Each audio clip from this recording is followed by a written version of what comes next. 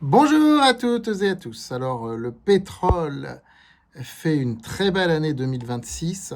Si on regarde le graphique sur 2 ans, on voit clairement que depuis le début de l'année, il se situe en moyenne autour des 90 dollars le Brent, mais avec une volatilité qui est assez forte, contre plutôt 65 dollars les années précédentes. Je vous rappelle que la plupart des majors pétrolières tablaient sur une année 2026 en début d'année avec un Brent à 60-65 dollars.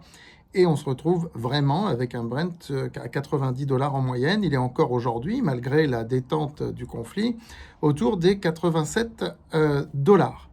Alors peut-être que certains d'entre vous se posent la question, comment investir sur le pétrole? Nous sommes le 13 août 2026. Hier, il y avait une éclipse.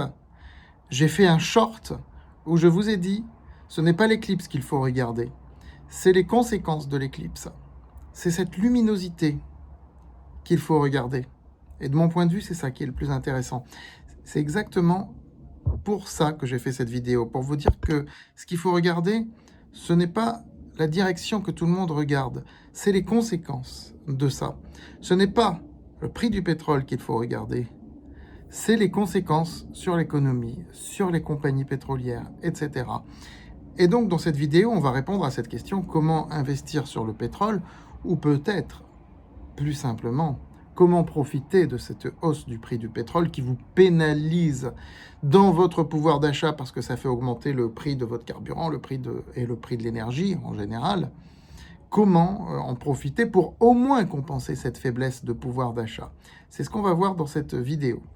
Je vous rappelle que nous avons une playlist premium désormais avec des vidéos de formation continue poussée où on abordera le pétrole entre autres sujets. Il y a une vidéo chaque semaine, tous les dimanches en fait, qui est publiée, à laquelle vous pouvez souscrire. Mais vous pouvez aussi, bien sûr, vous abonner à cette chaîne YouTube gratuitement pour avoir accès à ce genre de vidéos. N'hésitez surtout pas à le faire. Likez la présente vidéo, partagez et vous inscrire sur francebourse.com, là où je donne les recommandations boursières. Alors, revoyons le graphique des cours du pétrole. Vous voyez qu'en 2 ans, on était plutôt en baisse, le pétrole était plutôt en baisse. Hein, c'est un marché qui s'équilibre sur l'offre et la demande, hein, tout simplement. Les contrats futurs, enfin voilà, je ne vais pas y revenir, je ne vais pas expliquer dans les détails. Et il y a eu ce conflit en Iran qui a été déclenché subitement, ça l'a fait exploser. Et ça l'a fait encore plus exploser quand le détroit d'Ormuz a été bloqué. On est passé largement au-dessus des 100 dollars le Brent. Et ça a baissé depuis que ça se détend, mais on n'est pas revenu du tout vers les niveaux où on était avant le conflit. On n'est pas revenu vers les 60, 65, 55, parfois dollars le Brent. On est resté à des niveaux très élevés. Ça, c'est important de le noter. Alors, investir sur le pétrole en tant que tel, c'est compliqué. C'est pas comme sur l'or. Vous pouvez acheter de l'or physique. Vous pouvez acheter de l'argent physique. Vous mettez ça dans un coffre-fort et vous patientez. Vous n'allez pas acheter des barils de pétrole. Vous n'allez pas acheter des jerrycans d'essence. Et de toute façon, c'est interdit. Et les revendre après en disant le prix de l'essence, il va monter. Et de toute façon, c'est interdit de faire ça. Bon. Et puis c'est pas stable comme matière, etc. Vous pouvez acheter des contrats sur le pétrole, mais vous, en tant que particulier, c'est extrêmement compliqué et extrêmement casse-gueule, je vous le déconseille. La seule manière d'investir directement sur le pétrole, c'est d'acheter un ETF sur le pétrole. Mais à quoi bon? À quoi bon? Et surtout, à quoi bon aujourd'hui? Est-ce que le pétrole va reflamber? J'ai pas l'impression. Non. Depuis le début de ce qui se passe en cette année 2026, moi je n'ai jamais recommandé d'ETF sur le pétrole, je n'ai jamais recommandé d'investir directement sur le pétrole, mais encore une fois on est sur le truc de l'éclipse, hein, c'est-à-dire ne pas regarder ce que tout le monde regarde, mais regarder les conséquences. Et les conséquences, c'est immédiatement sur les sociétés pétrolières. Immédiatement. Donc, sur les sociétés pétrolières, eh bien forcément leurs bénéfices augmentent. Forcément. Et on l'a vu sur ce premier semestre 2026. Elles ont presque toutes annoncé des bénéfices records. Il fallait se positionner dessus en amont. Même quand ça a commencé à monter. Ça a continué de monter. Total Energy, Repsol, etc. On l'a fait. On l'a fait. Repsol depuis l'année dernière. On est à 120% de plus-value sur ce titre. C'est merveilleux pour ceux qui suivent mes recommandations sur francebourse.com. Et d'ailleurs, comment gérer une ligne gagnante, c'est une grande question. Ma dernière vidéo dans la playlist Premium, de formation continue Premium, elle porte là-dessus justement comment gérer une ligne gagnante qui fait 120%. Il ne faut pas la garder intégralement, hein, je vous le dis franchement. Voilà. Mais aujourd'hui, les pétrolières, c'est peut-être un peu tard. Parce que le marché a anticipé tout ça. Il l'a clairement anticipé. Elles vont faire quoi, les pétrolières, de cet argent? Donc, il faut penser à ce qui va se passer ensuite. Elles vont faire quoi de cet argent? Elles vont le distribuer à leurs actionnaires, très bien, super. Mais ce n'est pas la finalité d'une entreprise que de distribuer. Une entreprise doit toujours investir. Elles vont investir. Elles vont investir dans quoi? Dans des projets de forage, dans des projets de développement, dans des projets de développement d'oléoducs, dans des projets, etc. Et donc, les boîtes qui font ça, ce ne sont pas les pétrolières, ce sont les parapétrolières. Et je le dis depuis maintenant 2 mois, c'est sur les parapétrolières qu'il faut lorgner. Ce qui ne veut pas dire laisser tomber les pétrolières. Sur les pétrolières, on a pris des bénéfices, c'est clair, mais on ne les a pas abandonnés. Il ne faut pas abandonner parce que ça va produire des gros rendements. Au moins sur les 2 années qui viennent, compte tenu de ce qui s'est passé là. Hein, y a eu un cycle là, qui a été créé, un début de cycle.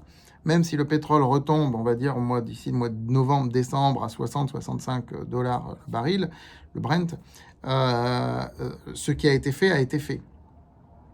Et donc, le cycle des parapétrolières, lui, va commencer. Il n'a pas vraiment encore commencé. Pourquoi il n'a pas commencé? Parce que beaucoup de projets se passent sur le golfe Persique. Et oui, c'est beaucoup là-bas qu'il y a du pétrole. Hein. Et pour l'instant, les sociétés européennes ont du mal à aller forer là-bas, à aller bosser là-bas. Il faut que la situation se stabilise pour ça. Et c'est pour ça que pour l'instant, elles restent des opportunités. Je ne donnerai pas de nom ici. Les noms des sociétés, c'est pour nos abonnés sur francebourse.com. Ici, je ne donne pas de nom de société, je ne donnerai pas de recommandations là-dessus, sauf sur des sociétés, sauf sur des recommandations qui sont cold, qui sont froides, comme celles que j'ai citées, Total Energy, Repsol, etc. On a investi dessus, on en a encore en portefeuille, etc. Les parapétrolières, c'est un thème qu'on investit depuis 2 mois, je ne donnerai pas de nom dessus. Vous pouvez aussi aller sur, si vous ne voulez pas risquer sur des sociétés, par définition plus volatiles que les pétrolières elles-mêmes, et qui, elles, ne sont pas spécialement des valeurs de rendement, vous pouvez aller sur des ETF. Il y a des ETF spécialisés. Là non plus, je ne donnerai pas de nom, je les ai donnés sur francebourse.com. Mais vous pouvez très bien les chercher par vos propres moyens, mais je vous indique les pistes. Des ETF spécialisés sur les parapétrolières, c'est-à-dire sur les services aux compagnies pétrolières. Voilà. Et puis, encore une fois, ne pas regarder l'éclipse, mais regarder les conséquences de l'éclipse, la luminosité, les gens qui vont avoir mal aux yeux et qui vont devoir aller se soigner chez l'ophtalmo, tout ce genre de choses. C'est aussi l'inflation. L'inflation. Tout ça induit une inflation. Et il y a des manières de se protéger contre l'inflation et d'investir sur les boîtes qui, elles, vont pouvoir profiter de l'inflation parce que leur demande ne va pas baisser. Pour certaines, leurs coûts, je dis bien leurs coûts, ne vont pas augmenter, ou très peu, et elles vont pouvoir répercuter sur les prix de vente, parce que ce sont des sociétés qui sont indispensables. Je vous le dis clairement, je vise un secteur depuis 2 mois, là encore, c'est celui de la santé, je vous le dis. Et j'ai proposé aussi sur France Bourse des sociétés sur ce secteur. Certaines sont encore à l'achat, d'autres ont commencé déjà à monter. Voilà. Donc, vous voyez que comment investir sur le pétrole, comment profiter de la hausse des prix du pétrole, finalement, ça peut nous amener loin, jusqu'aux entreprises de la santé. Et je pense bien sûr qu'en 9 minutes, je n'ai pas tout dit, qu'il y a d'autres pistes, mais là, je vous ai donné un petit peu les principales. Voilà. Je vous dis à très vite sur France Bourse TV.